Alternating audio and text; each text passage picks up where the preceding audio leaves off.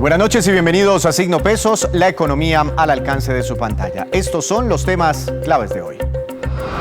Acuerdo exitoso sobre Hidroituango. Ante la Contraloría General y el presidente Iván Duque, se firmó hoy el acuerdo entre la aseguradora Mapfre y EPM para retornar el 90% de los recursos que generó el daño patrimonial de ese megaproyecto. En segundo les contamos todos los detalles. La pobreza, principal preocupación. Un estudio de la consultora Ipsos, realizado en 28 países, muestra que el COVID-19 ya no es el principal tema de angustia para la gente. En minutos hablaremos con Juan David Giraldo, el director de Ipsos en Colombia, sobre los resultados y cómo está nuestro país. El panorama del turismo para el próximo año. Tras 2 años difíciles, la esperanza del sector turístico está ahora en el 2022. ¿Qué tipo de viajes serán los más deseados? Hablaremos con la gerente para Colombia de la compañía Despegar, especializada en tiquetes y planes de viaje.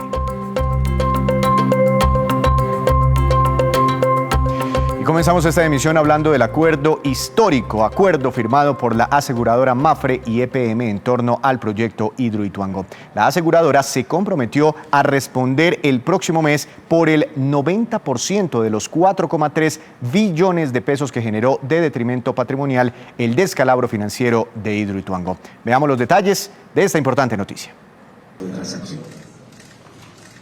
Con estas firmas quedó sellado el contrato de transacción de pago del siniestro del proyecto Hidroituango, un hecho que permitirá recuperar el 90% del daño patrimonial, es decir, 3,9 billones de pesos que pagará la aseguradora Mapfre para garantizar la terminación de la megaobra.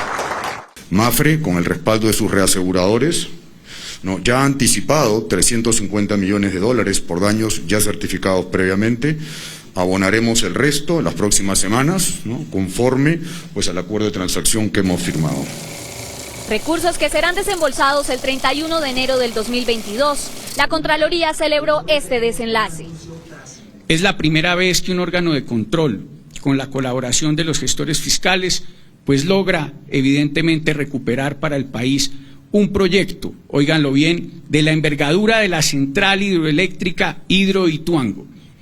Antes teníamos que conformarnos con llorar sobre la leche derramada. Por su parte, el presidente Iván Duque ratificó la salvación del proyecto que garantizará el 17% de la energía del país y reiteró que fue un siniestro lo que pasó en la central hidroeléctrica. Lo que ocurrió en Hidroituango es un siniestro y los siniestros se tienen que atender a través de los sistemas de aseguramiento. Para eso existen los seguros. Para eso se ha desarrollado en Colombia un mercado de seguros riguroso y certero. Sin embargo, el alcalde de Medellín, Daniel Quintero, reiteró su posición sobre la responsabilidad de los contratistas del daño, pero celebró la recuperación de estos recursos. El fallo de la Contraloría deja unos responsables fiscales claros. Si hubiera sido un accidente no hubiera habido fallo de la Contraloría, pero el mismo informe de la reaseguradora Mapfre dice que fue falla de los contratistas, de los diseñadores, y que está cubierto, y por eso están pagando. Según lo informó el presidente Duque, con este logro, la primera turbina de la central hidroeléctrica estaría operando en junio de 2022. Asimismo, le pidió al Banco Interamericano de Desarrollo que no se retire de este proyecto. Insisto en que la presencia del Banco Interamericano de Desarrollo en este proyecto es un sello de garantía contractual, ambiental y social. El valor del daño patrimonial estimado por la Contraloría fue de 4.3 billones de pesos. En consecuencia, 400.000 millones de pesos faltantes serán desembolsados por la aseguradora Sura y otras más que tienen compromisos con el proyecto. Se espera además que los actuales contratistas continúen con el proyecto para garantizar su terminación en los tiempos estipulados. Sin duda, la noticia más importante del día. En más información, con el paso del tiempo, el COVID-19 dejó de ser la preocupación principal de millones de personas en todo el mundo. Ahora son otros temas los que generan mayor angustia entre las familias. Para hablar de esta temática, quiero saludar al doctor Juan David Giraldo. Él es el director de la compañía Ipsos en Colombia, que realizó un estudio sobre esta materia en 28 países. Doctor Giraldo, buenas noches. Muchas gracias por estar aquí. Bienvenido a Signo Pesos. ¿Cómo le ha ido? Buenas noches. Muchas gracias a ustedes por invitarnos a conversar sobre lo que le preocupa al mundo. Bueno, al mundo le preocupaba, y tal vez en el primer renglón, ¿no? El año pasado, el COVID, la pandemia. ¿Por qué ya no es la principal preocupación? ¿Por qué le hemos perdido con el paso de los días temor a la pandemia? Voy a hablar por Colombia como un ejemplo de lo que está pasando en todo el mundo. Los hechos es que los contagios han bajado, el número de personas vacunadas ha aumentado, la movilidad ya es muy alta, ya está en niveles similares a los que tenía en enero y en febrero del 2020. En particular, los colombianos estamos en la calle nuevamente, todos los comercios han crecido. Recordemos también, para el caso de Colombia, y esto ha pasado en otros países de la región, que hemos estado viviendo, como nunca había pasado, unos meses de protesta social, de manifestaciones, de cambios políticos, y entonces estas narrativas empiezan a estar más en la mente de los ciudadanos que solamente el COVID. El COVID sigue preocupando, pero ya hay otras preocupaciones que siempre han estado, la verdad. Pero, mejor dicho, ¿sigue preocupando el COVID aunque ha bajado ese nivel de preocupación o han subido las demás? Exacto, han subido las demás. Voy a hablar entonces nuevamente de las cifras de Colombia, que las tengo acá de memoria. En abril, el 29% de los colombianos nos preocupaba el COVID, hoy es el 9%. ¿Qué es lo que está preocupándole a la gente de 28 países en el mundo? Primero, la pobreza, el número 1. Número 2, el desempleo, y el COVID es el número 3 en el mundo. En Colombia el ranking es distinto. En Colombia lo que más nos preocupa es la corrupción, luego el desempleo y luego la violencia y la pobreza. La corrupción, impresionante. O la corrupción, pues antes de que apareciera la pandemia, ¿estaba también en estos primeros lugares? Siempre ha estado en los 5 primeros lugares en casi todo el mundo, junto con desempleo y junto con pobreza. Obviamente, desde que apareció el contagio, se volvió durante muchos meses la primera preocupación en el mundo y estuvo siempre en los 2 o 3 primeros lugares de Colombia. Ya en Colombia no está ni siquiera en los 5 primeras preocupaciones. Pues interesante eso, que mientras al mundo le preocupa la pobreza, en Colombia estamos demasiado preocupados por la corrupción y bueno, por todos los temas que vemos diariamente. La violencia, ¿qué tanto preocupa la violencia y pues en términos generales en los 28 países y bueno, en Colombia después del proceso de paz? Sí, sigue siendo uno de los temas que más preocupa. En particular en Colombia está entre los 3 primeros que preocupan y ha aumentado en los últimos meses. En abril al 38% de los colombianos nos preocupaba la violencia, hoy es el 49% y entre los 28 países del mundo que medimos somos el 5º país en ese ranking de preocupación por la violencia. Entiendo. ¿Y ustedes midieron temas relacionados con la preocupación que provoca en la gente la inseguridad, sobre todo en las ciudades? La inseguridad está sumado al tema de violencia, pero no lo tenemos como un ítem separado. Entonces, juntamos inseguridad con violencia y seguramente como preguntas tiene mucho que ver esa percepción de inseguridad en las ciudades, porque la muestra que medimos fundamentalmente es de las grandes ciudades en Colombia. Entiendo. Seguramente hay mayores preocupaciones ahorita que el COVID en Colombia, usted lo explica muy bien, pero ¿cuáles? Usted no sé si alcanzaron a medir por qué le perdimos como ese miedo a contagiarnos de esta enfermedad.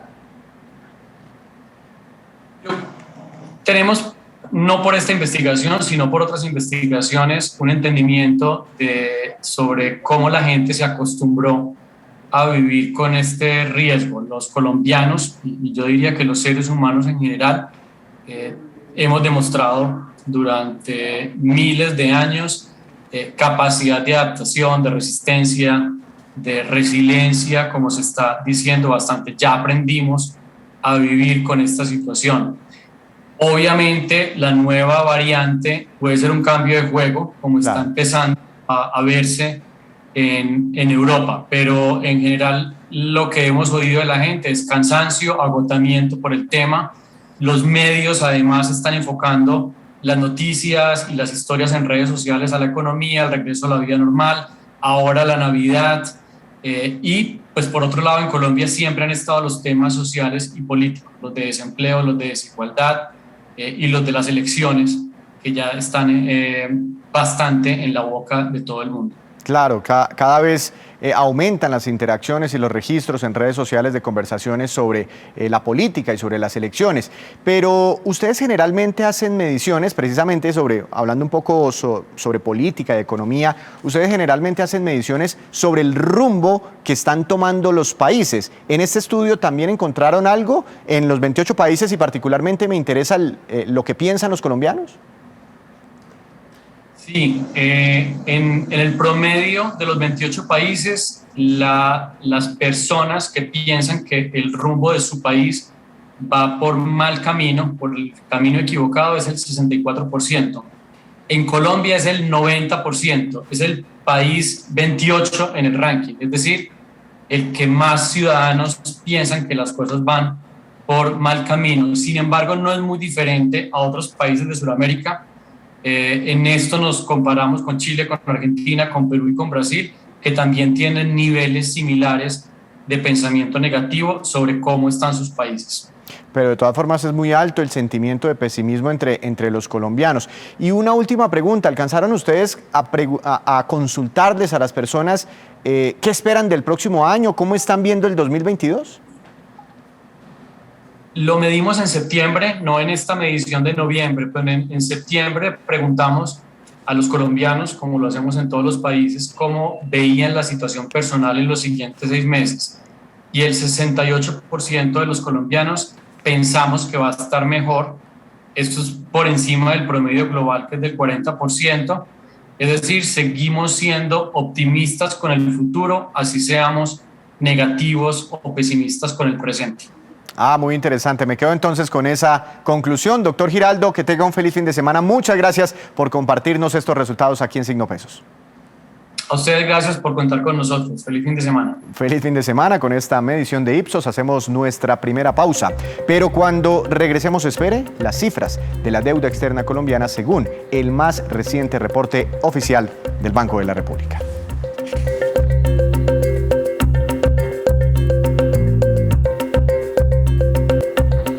Regresamos a Signo Pesos. El Banco de la República reveló hoy que la inflación este año podría terminar en 5,3% y que para el próximo año podría ser del 3,6% aproximadamente.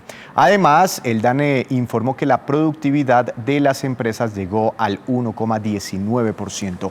Estos 3 datos son claves para las discusiones que se adelantan en este momento para acordar el incremento del salario mínimo del año 2022, pues sobre ellos se elaboran los cálculos técnicos de cuánto debería subir este salario. Sin embargo, como es sabido, solo son una referencia, pues los sindicatos generalmente piden mucho más en su aumento, en su propuesta, y las empresas ofrecen un ajuste cercano a lo que arrojen estos parámetros técnicos, inflación y productividad. El próximo lunes se espera conocer tanto la petición formal de las centrales obreras, así como la oferta de los gremios de la producción.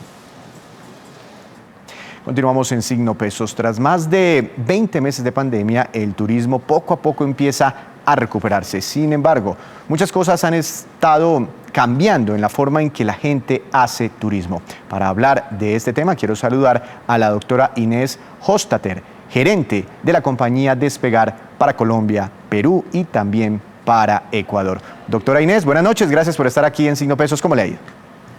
Hola, ¿qué tal, Víctor? Muchas gracias a ustedes por la invitación. Muchas gracias a usted por su tiempo. Muchos en el sector turístico, inclusive mundial, están esperando una recuperación para este año del sector turismo de un poco más del 30%. Con base en esas proyecciones, ¿ustedes creen que ya en el 2022 el turismo va a regresar a niveles prepandemia? Porque es tal vez de esos pocos sectores que todavía no alcanzan los niveles de antes del coronavirus.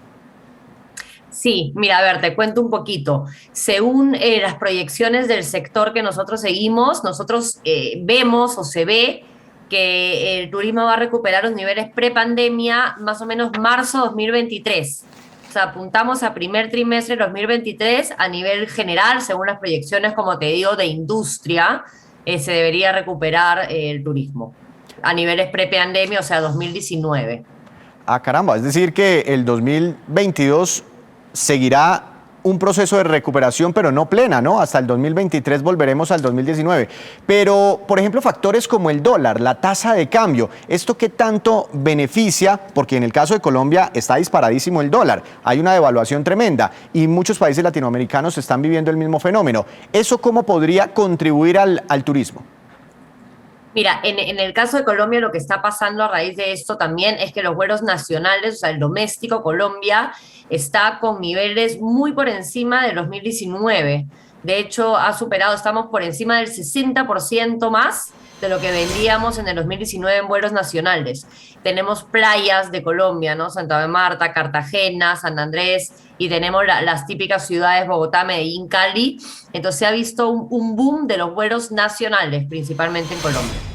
Entonces esto incentiva el turismo doméstico. Claro, es que ¿quién va a salir del país con dólar a 4.000 pesos? No, y además puede atraerse turismo internacional porque ahora somos más baratos, por ejemplo, para los estadounidenses. Bueno, ¿cómo ha cambiado el turismo, las preferencias? Ahora la gente prefiere ¿qué? Viajes más cortos por el temor a la pandemia, o destinos calientes, playa, o de pronto destinos más ecoambientales, diversidad, en fin. ¿Cuáles son esas nuevas preferencias?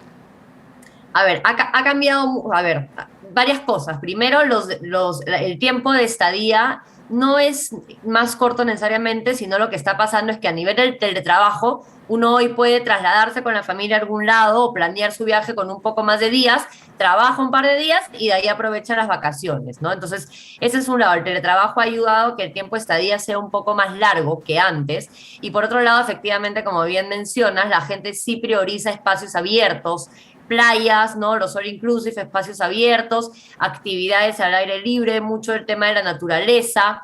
Otro tema es que, no sé, el alquiler de auto también ha crecido mucho y la gente se mueve a la interna, de repente también en transporte propio para evitar un poco el tema de, no sé, de repente un bus prefiere viajar en carro, ¿no? Por ejemplo. Claro. Los paquetes turísticos, ¿qué tanto llaman la atención de los futuros viajeros? ¿O la gente prefiere comprar cosa por cosa, por aparte? Mira, nosotros siempre decimos y siempre empujamos a comprar en paquete. Cuando uno compra en paquete, siempre te termina saliendo más barato, mucho más económico el viaje. ¿Por qué? Porque primero que es más fácil, porque ya tienes todo junto, ¿no? Tienes el vuelo, tienes el hotel, el traslado, no sé, la asistencia médica, que ahora es súper importante, y distintas actividades. Y cuando uno compra, como te digo, en paquete, consigue mucho mejores precios del vuelo, del hotel, etcétera. Y además se le simplifica a uno la vida porque ya tiene todo a un solo clic. Pero, ¿en serio eso ocurre? Porque yo soy de los que compro cada cosa por aparte. ¿Cuánto me puedo estar ahorrando si empaqueto mi plan turístico? Mira, te diría que al menos 20%. Entonces sí es recomendable, ¿no? Y si uno va, no sé, a San Andrés, listo, te compras el paquete completo. Nosotros empujamos mucho a viajar, como te digo, empaquetado. Hay gente que dice, y son como esos mitos urbanos que existen por ahí, que hay ciertos horarios en que las agencias de viajes como que ponen las promociones y que uno debería aprovecharlos, muy en la madrugada o en ciertas horas de la noche. ¿Eso qué tan cierto es? Sí, eso es realmente un mito. Para mí es falso, para nada. De hecho, el tema de la disponibilidad y de los precios depende de la disponibilidad que tengan las aerolíneas o los hoteles, por ejemplo. Y ahí lo que nosotros recomendamos, porque para nada es así, es ver cuando hayan promociones. Y la promoción no es que sale en la noche ni en la madrugada, sino cuando hay alguna campaña programada, ¿no? Entonces ahí nuestras recomendaciones, para mí, descárguense el app de Despegar si aún no lo han hecho, activen el botón de notificaciones y ahí se van a poder enterar cuando hay alguna oferta bomba. De hecho, hace poco en Colombia han habido unos precios de infarto y a través de nuestro app, activando las notificaciones, uno se puede enterar y hacer su compra. Hay otro mito, y bueno, me ha sucedido. Digamos, me enamoro de cierto plan para ir tantos días a San Andrés, lo consulto, lo miro y me vale tanta plata, pero no lo compré en ese momento. Al siguiente día vuelvo y miro el mismo plan y me parece un poquito más caro, y a los 2 días un poquito más caro. Y muchos dicen que es que los algoritmos saben que soy yo desde un mismo computador consultando el mismo plan y me genera ese efecto de incremento en el precio para que yo me anime y compre rápido. ¿Eso es cierto? No, eso también es un mito. Eso tiene el tema de los precios que van cambiando, tiene 100% que ver con la disponibilidad del paquete. Llámese la disponibilidad del hotel revenue, ¿no? La disponibilidad del hotel, la disponibilidad de la aerolínea. Entonces, si tú entras hoy día a cotizar, tiene del avión, no sé, 10 cupos y el hotel 10 cupos. Mañana hay 3 personas que ya compraron, te quedan 7, entonces te va a saltar un poco el precio porque hay menos disponibilidad. Es por eso. Entiendo. Bueno, ya que estamos hablando de todos estos temas y que se viene una temporada navideña y de vacaciones, ¿qué tips nos puede usted regalar y para nuestras audiencias para encontrar buenos planes, para ahorrarnos una plata, para disfrutar un buen tiempo en compañía de la familia? Mira, a ver, varios tips. Creo que uno de los principales es comprar con anticipación. Creo que es importante comprar con anticipación porque mientras más anticipado compres, mejores ofertas y más económico te va a salir todo. 2, lo que ya te decía, ¿no? Tratar de cotizar y de comprar paquetes también ayuda mucho el tema de la paquetería y también te sale más económico. Otra cosa importante para no tener sorpresas es ver al destino donde yo quiero ir, cuáles son los requisitos que piden para entrar.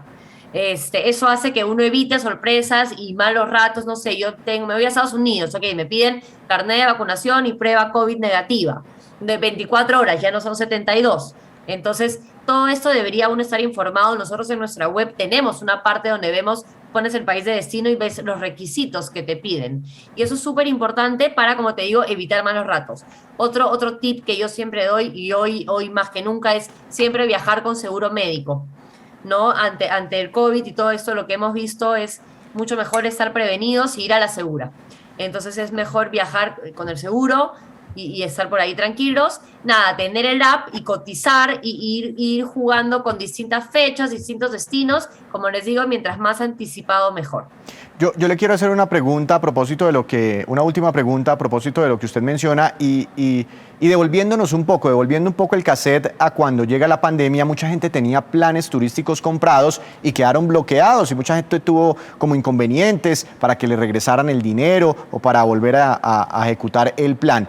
Este tema, la aparición de esta nueva variante Omicron, ha frenado un poco la compra de paquetes turísticos por ese temor de la gente de que de pronto no pueda hacer el viaje o que se le enrede, se le embolate la plata por un tiempo. Mira, gracias a Dios, por el momento no hemos tenido una afectada en ventas por esa nueva variable. Lamentablemente, a lo largo de la pandemia han salido muchas variables, ¿no? Y sabemos que esto va a seguir así. Esto es como una montaña rusa y lamentablemente creemos que esto va a seguir.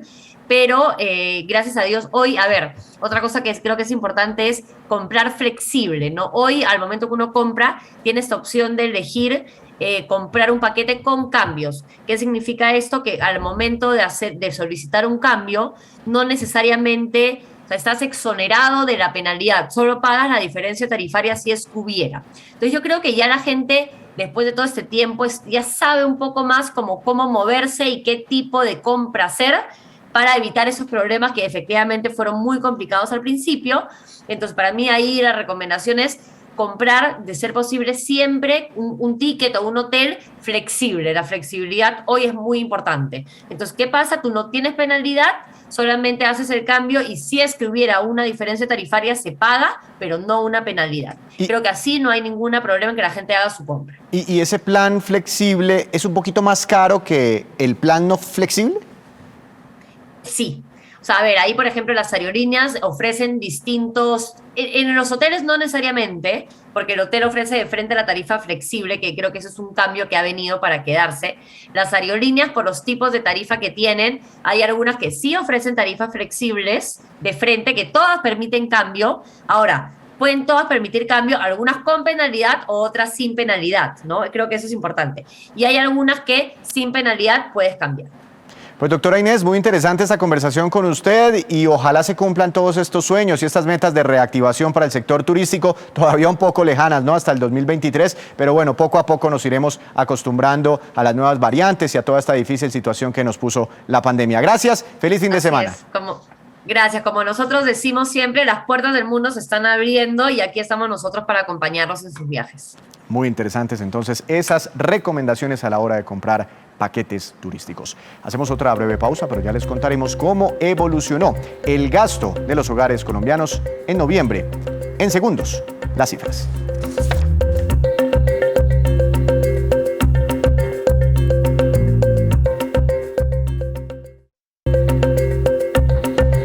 Regresamos a Signo Pesos con esta que es la cifra económica del día. Es preocupante, 165.561 millones de dólares y corresponde al monto de la deuda externa de Colombia, con corte al mes de septiembre de este año. Según el Banco de la República, significa un aumento en la deuda externa del 7,2% frente al saldo que teníamos, al endeudamiento que teníamos en diciembre pasado.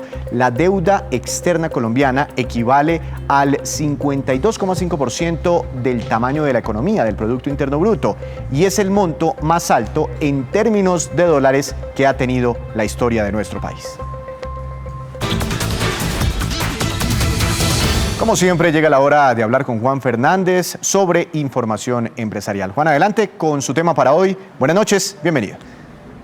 Buenas noches, hoy le voy a hablar de negocios relacionados con la industria licorera y los resultados y también planes de la industria licorera de Caldas, y es relevante porque este 2021 será el mejor año en ventas y utilidades desde su fundación en 1972. Las ventas en número de botellas llegarán a las 36,9 millones y las utilidades netas a 80.000 millones de pesos. Como todas las licoreras departamentales tienen esa obligación de realizar transferencias, pues esas transferencias al departamento serán millonarias, en este caso a Caldas, a octubre de 2021, por diferentes conceptos como impuesto al consumo. Todas estas totalizan unos 62.000 millones de pesos frente a los 59.000 millones de pesos del mismo periodo de 2020. Y con Caja, la compañía también está entrando a nuevas categorías de mercado, como el mercado, en este caso, de las ginebras, que de alguna manera marca un perfil diferente al del ron y el aguardiente, de donde viene la mayor parte de las ventas de la compañía, que exporta a unos 13 países. Sobre las proyecciones, la empresa señala, basada en datos de la firma de investigación de mercado Nielsen, que al cierre de 2021 se espera que el ron viejo de Caldas alcance el 66% de participación del mercado nacional en este tipo de bebidas. Asimismo, la industria licorera de Caldas pasó de una participación del 14% en 2015 en el mercado nacional de licores al 30,5% en junio de este año. Y esta, pues, es la movida de hoy sobre licores y la industria licorera de Caldas. Juan, muchas gracias. Lo esperamos la próxima semana con más movidas empresariales. Ahora vamos con estos que son los indicadores económicos que usted siempre debe conocer antes de irse a dormir. Tasa representativa del mercado dólar sigue cayendo en nuestro país. Para mañana, para el fin de semana, será de 3.887 pesos con 71 centavos. Hoy bajó más de 12 pesos. Petróleo Brent, de referencia para Colombia, se sigue recuperando. Hoy subió 1,30%. Se ubicó por encima de los $75 por barril. El precio interno del café colombiano bajó y quedó en promedio para el fin de semana a 2.061.000 pesos por carga. Índice MSCI Colcap de la Bolsa de Valores de Colombia cayó 0,71%. La acción más valorizada fue la del Grupo Argos, con una ganancia del 2,81%, y la acción que más cayó fue Promigas, que tuvo un retroceso de 3,24%.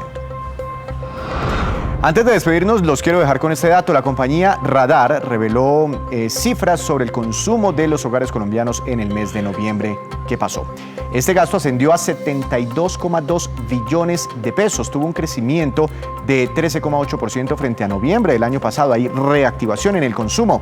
Descontada la inflación, el aumento real fue de 8,1%, que sigue siendo muy positivo. Sin embargo, preocupa que está aumentando el volumen de los créditos desembolsados para las familias. Asimismo, los gastos con tarjeta de crédito. Ese endeudamiento se incrementó en noviembre en más de un 45%. Y así terminamos por hoy, pero los esperamos el próximo lunes con una nueva emisión y toda la información económica que usted necesita saber. Esto es Signo Pesos, la economía al alcance de su pantalla. Que tenga una feliz noche.